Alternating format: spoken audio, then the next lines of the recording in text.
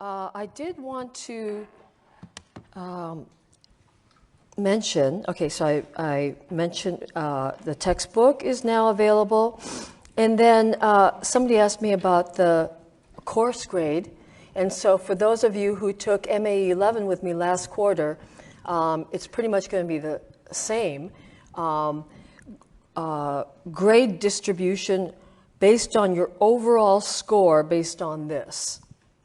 And I always like to give some sort of reference so that you can monitor your progress during the quarter. And since I've taught a number of years, it has always sort of worked out to be this standard where, based on the overall score, you will be receiving guarantee an A. That includes plus and minus. So A, 85 and above. B's, 70 and above.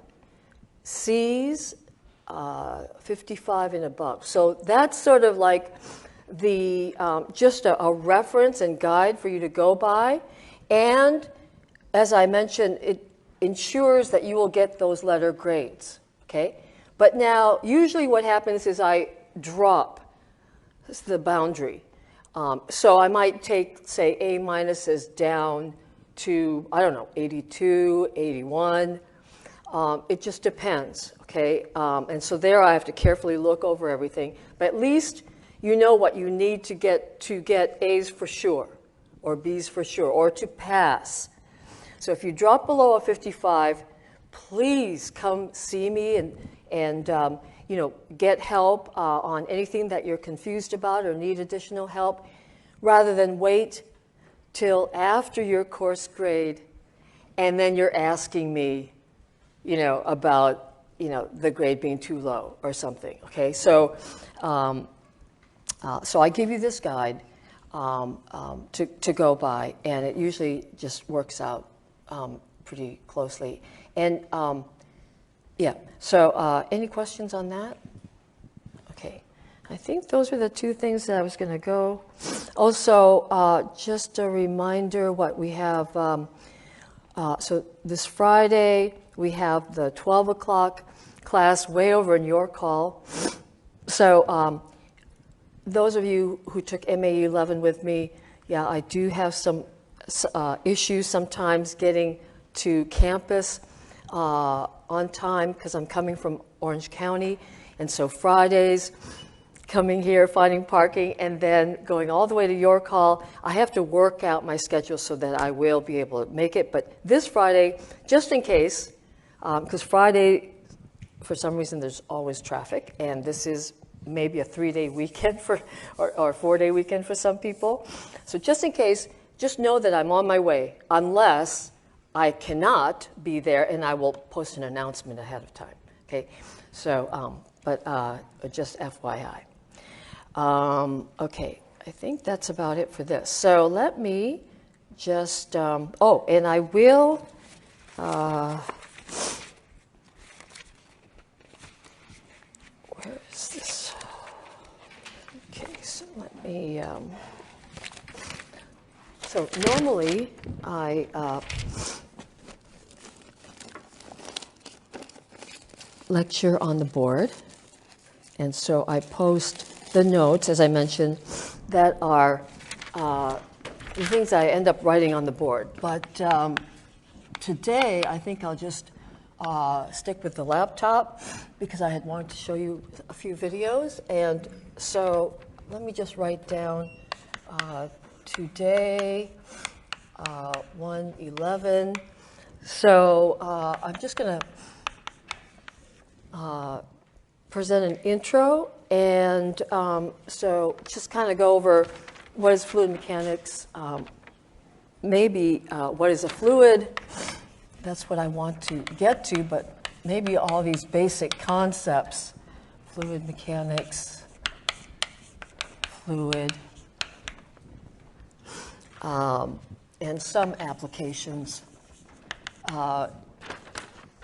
And then go into basic concepts. So the basic concepts I may need to really just start up on Friday. So basic concepts, I'll just choose some certain ideas from Chapter 1 that I really want to spend a little more time on because they are very important and they just need a little more time, okay? And then there are a few other things in Chapter 1, for example, units, that I'll just assign a couple short exercises in Homework 1 for you to just make sure that you understand units. And if you've taken MAE 11 with me, you know that I do throw in the English units here and there because, well, we are in the U.S., and it's just an imperfect system. And if you're out and about, you will encounter both certain quantities, both in SI units and English units. For example, pressure measurements are often in PSI. So you should know that because that you may someday receive data where you've got pressure in PSI. You may have velocity in meters per second. You may have flow rates in GPM. And sometimes it's mixed. Even if you go to the power plant here on campus, which I have, it's mixed. You know, some things are in BTUs, some things are in kilowatts, PSI. It's sometimes mixed, and so you need to be able to deal with units. So the Chapter 1 text, it covers, oh my gosh, sorry.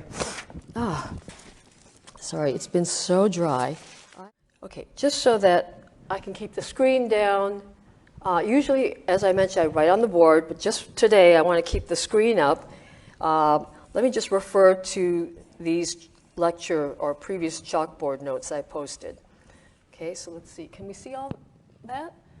All right, so now let me see if I can start lecturing after all this time. So what is fluid mechanics? It's the study of the behavior of fluids at rest, fluid statics, or in motion, fluid dynamics. And fluids, well, we do understand that fluids includes both liquids and gases, and one understands the phases of the different phases, solids, liquid, gases, or in the context of mechanics, solids and fluids. So I will define fluids versus solids a little bit later on, more precisely.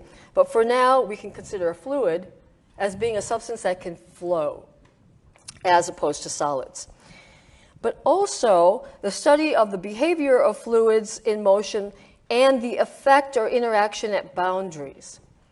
And so a very simple flow would be a flow through a pipe, which, I mean, there are certainly pipes all over the place here that transport fluids from one place to another, bring in water to the building. And in MAE 11,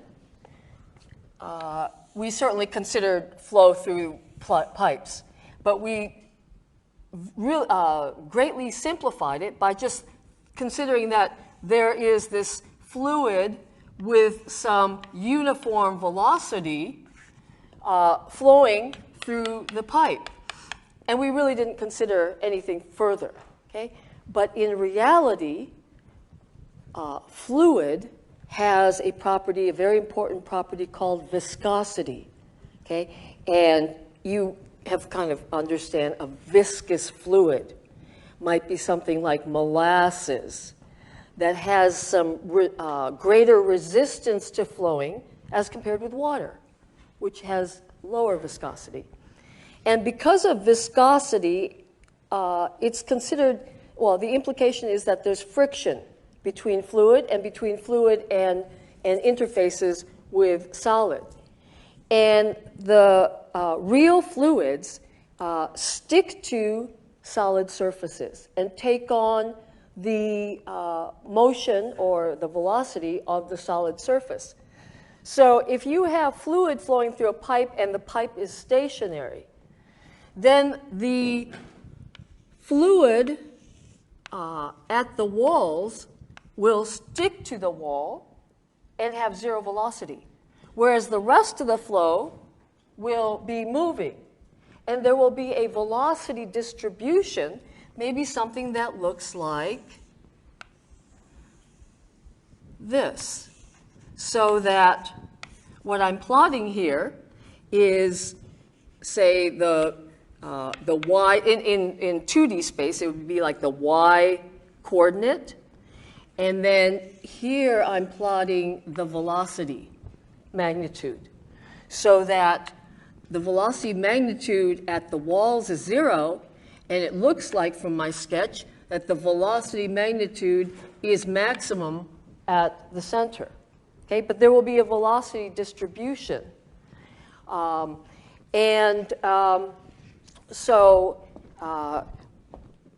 Based on that, if you just think of my hand as the wall or some surface, and there's fluid moving past it, okay, it's going to experience some friction, right? And so there's going to be an effect on the wall, some sort of a tangential force or a shear, okay? And the fluid will experience an equal and opposite force. So as it's trying to flow through the pipe, there will be some friction, a resistance to motion on the fluid. Okay? And so that is going to cause losses in your pipe system, and you need to compensate by having a pump, a sufficiently strong pump to keep and maintain that flow to overcome the resistance. So that sort of thing got completely ignored in MAE 11 when we were actually dealing with flows through pipes or flows through conduits, heat exchangers. But now we're going to have to consider that. So that's what I mean by the effect or interaction at boundaries. Okay, why is it all purple? Well, it's okay. And then another example, body immersed in a moving fluid or an object moving in fluid. So either one is about the same because you can always fix your coordinate system on, so if this is a body moving in stationary fluid, you could fix your coordinate system on that body. Like if you were actually standing on that body, you would see fluid moving towards you. So you could just look at it from this frame. And, I mean, we're bodies that are immersed in fluid, if you think about it. I mean, we live in fluid, and we're moving around in fluid. But since we can't see the air, usually, we may not think about it.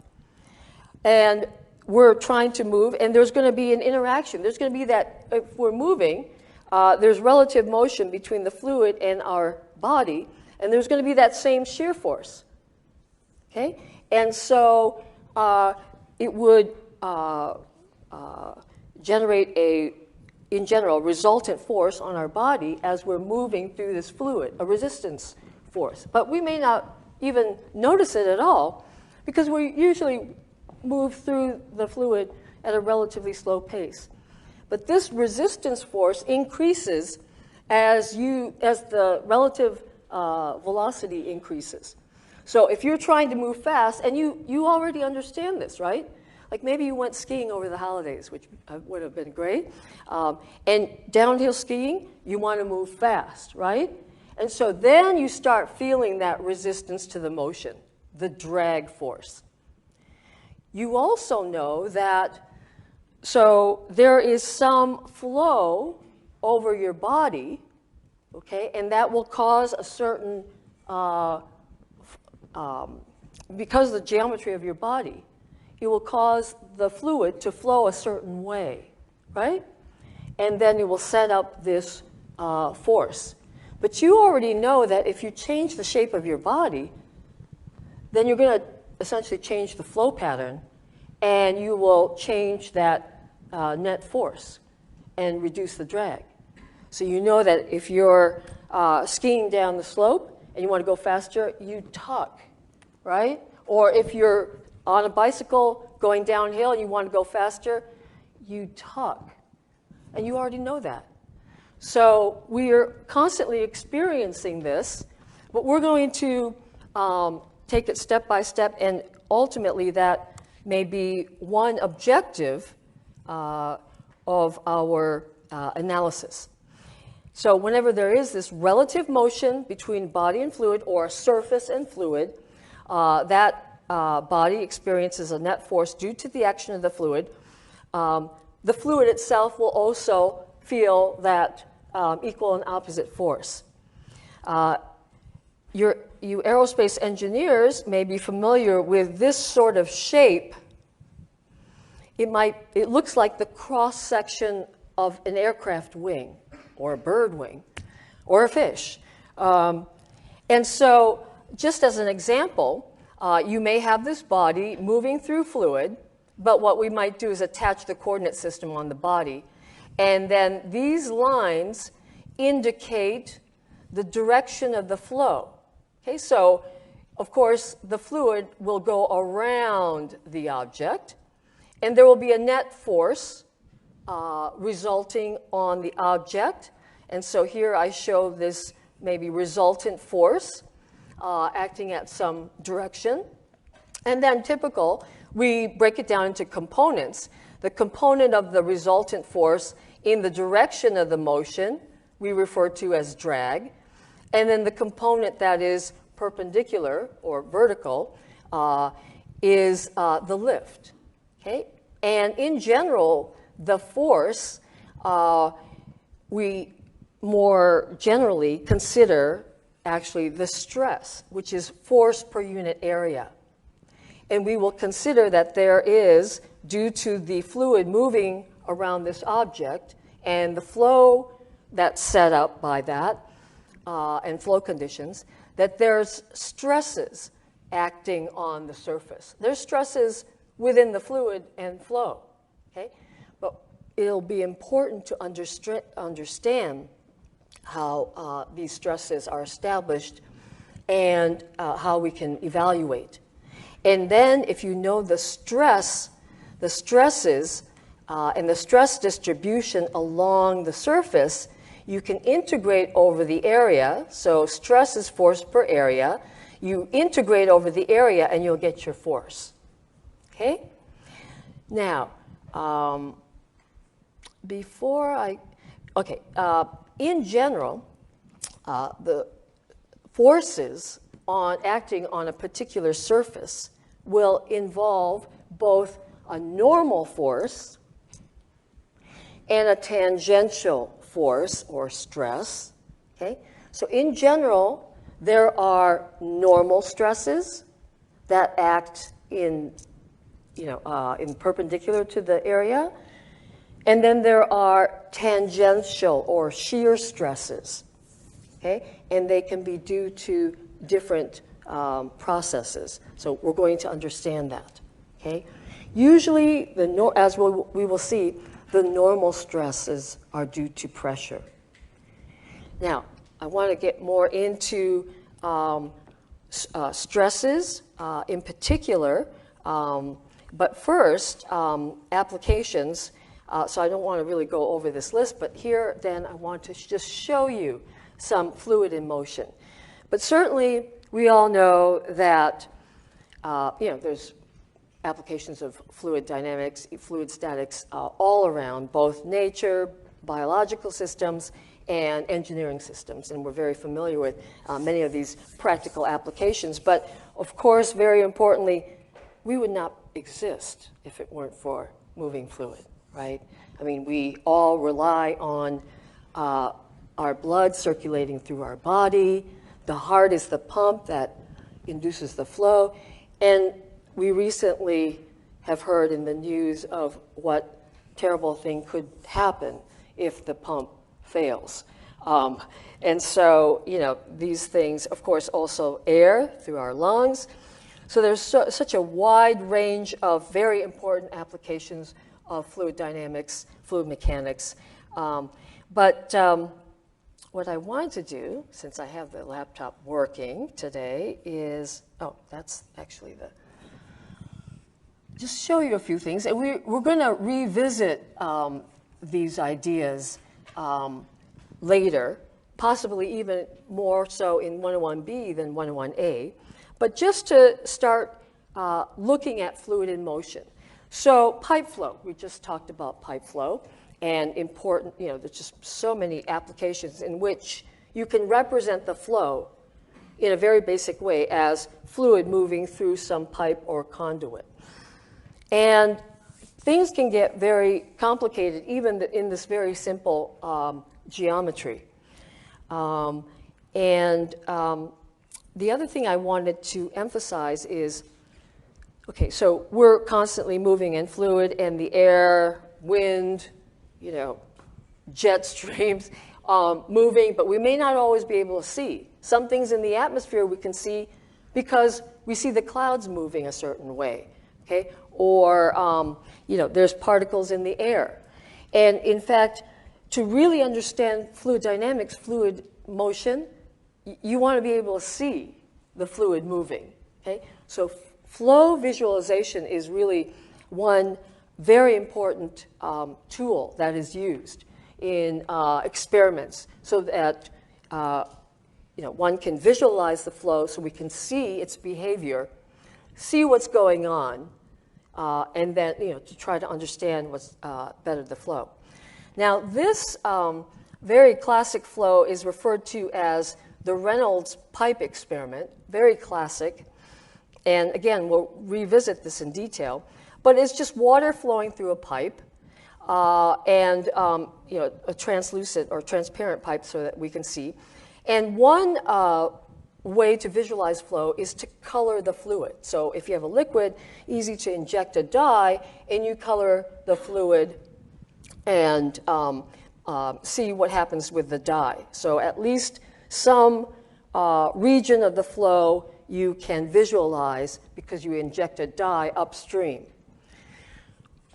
Now, this experiment is basically what happens in the pipe flow when you increase the flow rate. You increase essentially the velocity. So actually the flow is going from left to right. And in this short, 30-second clip, they're increasing the flow rate. And you've done this and seen what happens because you turn on a faucet, maybe initially a little bit low, and there's a slow flow rate, slow flow, and the water comes out in a relatively smooth, ordered manner. But then you increase the flow rate, and what happens? There tends to be some wiggles, fluctuations, and then you up the flow rate even more, and then the thing just fluctuates. The flow fluctuates, and it becomes very complex. It becomes turbulent.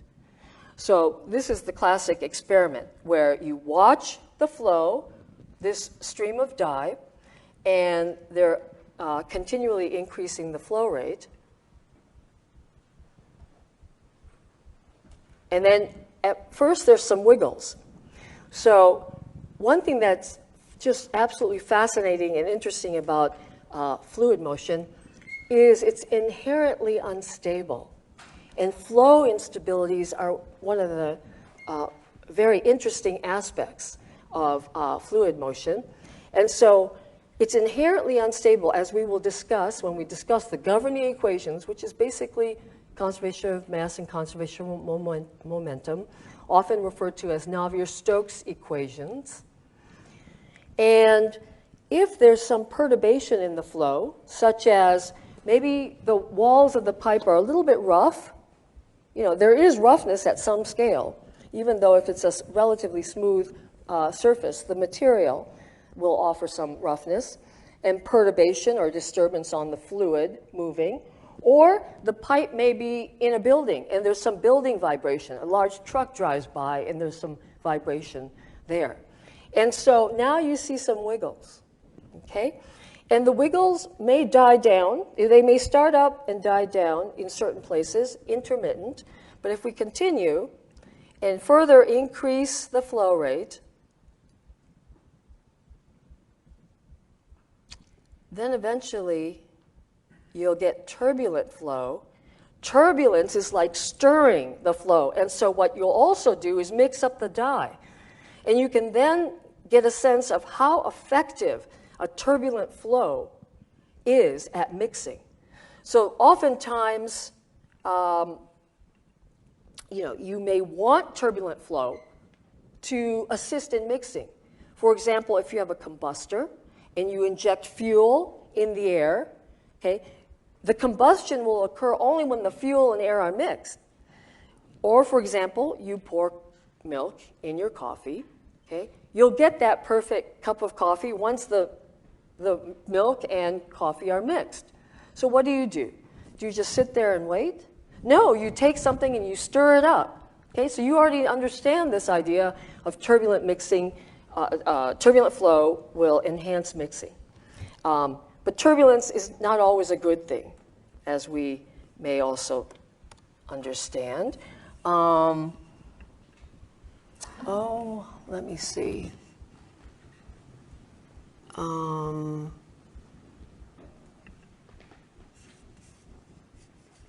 Let me show you this. Okay, so we're talking about some object in moving fluid. And so this is a cylinder. We can refer to this as 2D flow because the cylinder might extend into the board sufficiently, and there are no end effects in the wind tunnel, where this is, or a water channel, which is where this experiment is occurring. And so it's essentially a 2D flow. And here, another method of flow visualization is you put particles in the fluid that fluoresce, so that if you shine a laser sheet, then along that plane, you can see the flow. Okay? And so the fluid will flow around this object. Okay? And if I start here, and you can see that, you can see these particles sort of moving, but basically, this is another situation where, depending on the velocity, oops, some people have discovered a short what happened? weight. We don't want to see this. I hate this. Okay. Depending on the how fast the flow is going, for example, okay, you'll get different behavior. So in this case, the flow is pretty slow. In fact, it's really slow and sometimes referred to as creeping flow. So the fluid is just going ever so slowly, and it's going up and around. Of course, it can't go through this object, so it's going up and around. I can't even speak slow enough to kind of describe this motion, which is so slow. And it can just follow the surface and return to this position. The other side does the same. Okay? So it goes up and around, all the way around, and meets back in the rear portion of the object. Okay? But if we take a look at, I'm not sure if this is the one. Okay, so they've upped the flow rate a little bit, and you can see that whereas previously it was basically symmetric, right-left symmetry, now it's not exactly symmetric, so that the rear portion of the object has this little wake developing, but it's not much. Okay? And so the fluid is being able to flow around the object pretty well because it's so slow, it doesn't have very much momentum. It can follow this geometry. Okay, now, here's another situation where we have a much higher flow rate, higher velocities, and again, the flow is going from left to right, and then you see what happens. The fluid, it has higher velocity. It has greater momentum. And it's going past the object. And in fact, there's this significant wake behind. Okay? It's a low pressure wake, whereas in the front here, the fluid hits this front portion and, oops, sorry.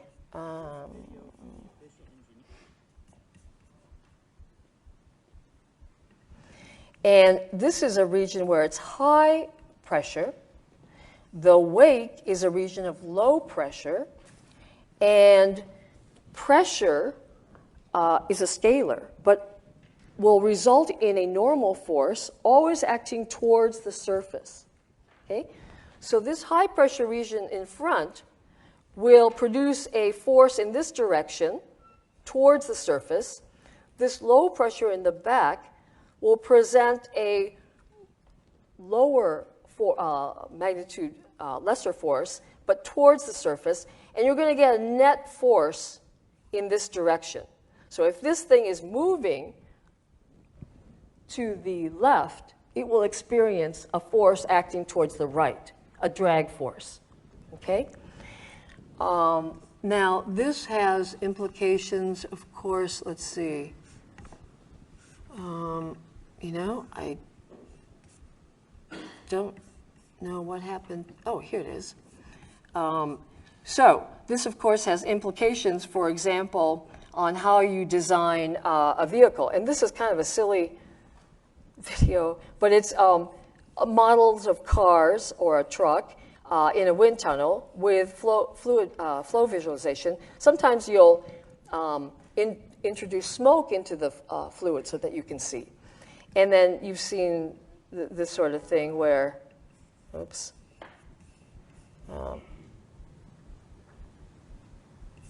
Okay. Let's just.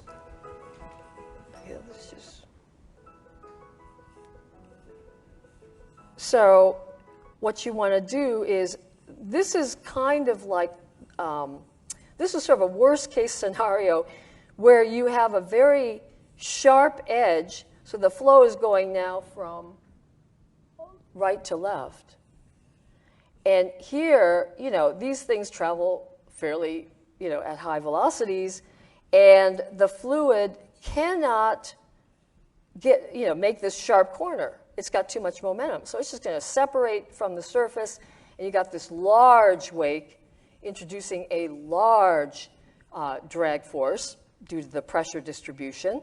But now if you so-called streamline the geometry vehicle, then what you want to do is try to keep the fluid attached or reduce the wake, and therefore reduce the drag.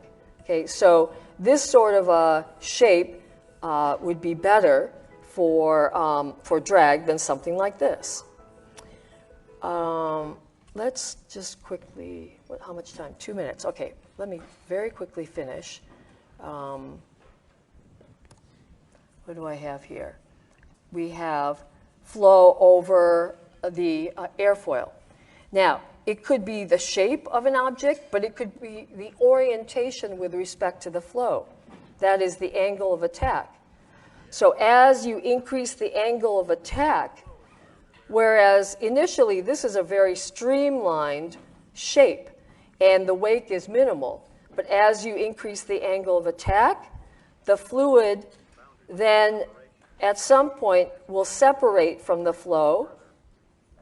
And if the angle of attack is too large, there will be this complete separation. And whereas there was lift generated and increasing lift with increasing angle of attack, when you have this complete separation, you'll have stall and a drop in lift. So that's something that needs to be considered, especially you aerospace engineers. So I may bring this laptop back. And we can look at a few other flows at certain points in time. But just to start discussing this idea of forces, stresses, and pressure, and we'll kind of go on from there. And so in Friday, I'll discuss this in more detail and other basic concepts.